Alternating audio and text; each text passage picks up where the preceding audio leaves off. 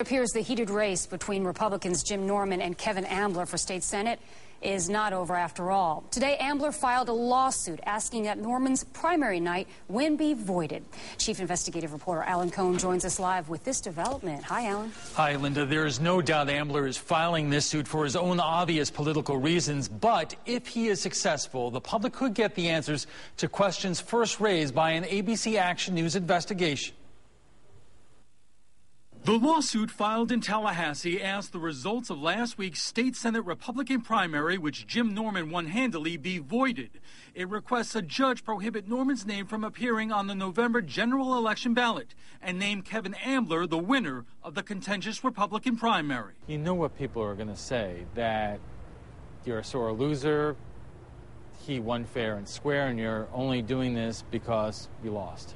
Well, the whole point of this is that he didn't win fair and square if he wasn't qualified to run as a candidate in the first place. Not qualified, Ambler charges, because Norman, his former political ally, didn't report on his annual disclosure statements that he received $435,000 from the late Tampa businessman Ralph Hughes to buy this lakeside house in an Arkansas resort community.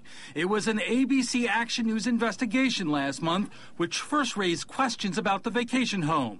Norman's financial disclosures mentioned nothing about getting a loan from Hughes, and when we asked the county commissioner, his response was, Ralph Hughes, no, did not loan me money for that.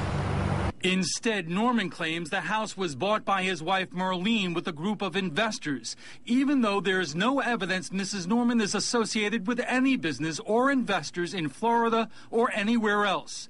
The commissioner claims he had nothing to do with the purchase of the home, but he sure knows the man who sold his wife the house.